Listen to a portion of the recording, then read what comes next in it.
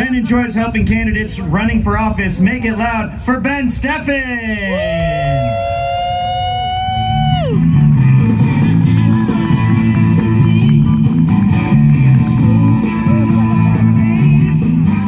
Good afternoon.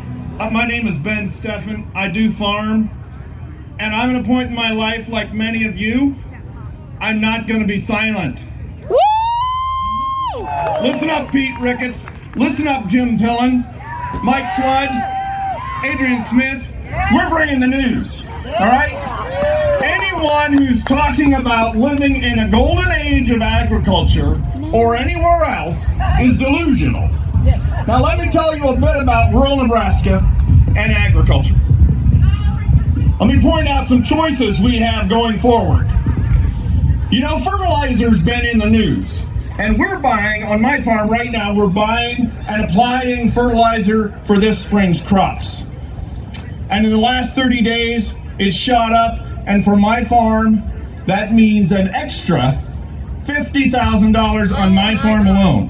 Wow. I'll have higher costs for other fertilizer as well, but you know, I could raise a bumper crop if I could get just a fraction of the fertilizer that's coming from Pete Ricketts, Deb Fisher, Mike Flood, Adrian Smith, and Jim Pillen. Jim Pillen, our uniquely gifted governor, who can somehow uniquely ignore the voice of Nebraska voters. Right! Now, our diesel price has shot up as well in the last 30 days. It's gone up $1 a gallon, and a tractor I'm putting on fertilizer with will cost me an extra $100 every day. For the next 8 weeks, I'll have a tractor running virtually every day, so I'm planning an extra $4,000 to $5,000 of expense. Right. And I'm not special in that regard. I'm not unique. Correct. So here's a question for you. What happened to your gas price? Did it go down? No! Did it go up? Yeah! Of course it did. Just a second here. I'm not finished. Well, let me just tell you what that is. To Pete Ricketts, that's a free market solution. All right. Now, here's another cost that hurts us every day.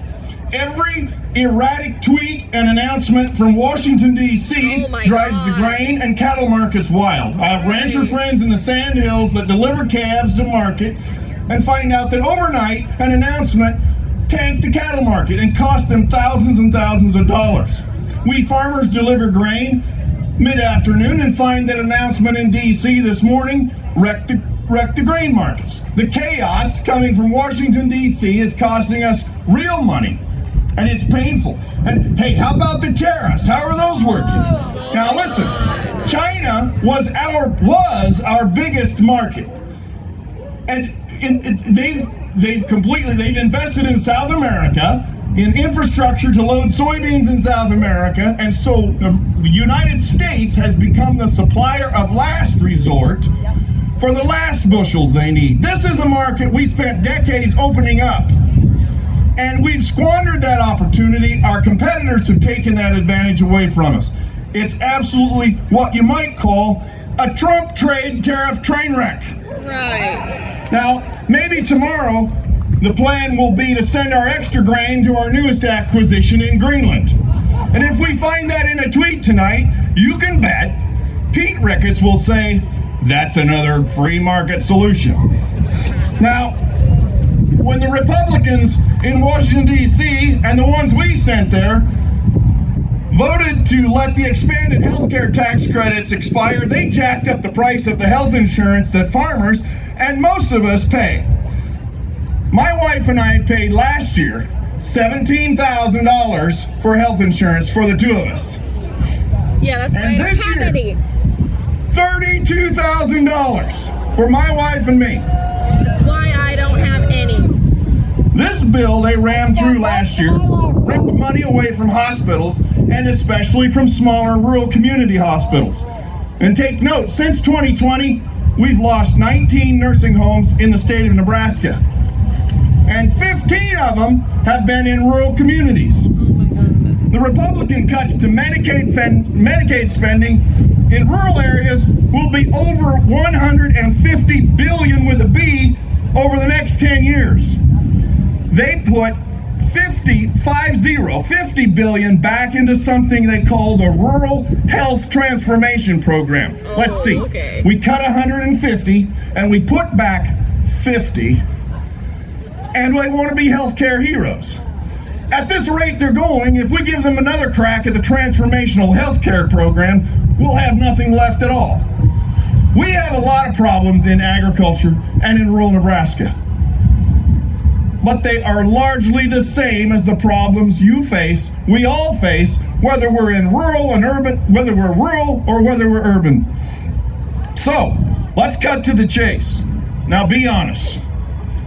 When the limo driver fills up the tank and pulls up to the front door and picks up Pete Ricketts, do you think Pete has any idea what the price of gas is at all? No! No chance. Pete Ricketts is one of the richest of the rich people in Congress. Do you think he cares what the price of your groceries is? Nope. Do you think Pete Ricketts cares about your rent? No. Do you know he voted for tax breaks for his Wall Street friends? While you and I get higher gas, higher groceries, higher rent, and higher health insurance. Let me tell you, Pete doesn't care. And here's why. Pete can't see you. Pete cannot see you. Let me tell you what, friends, we have some choices to make. And this November, we're going to send Pete Ricketts packing. We're going to elect Dan Osborne to the United States Senate. We're going to retire Don Bacon. We are going to replace Mike Flood and Adrian Smith.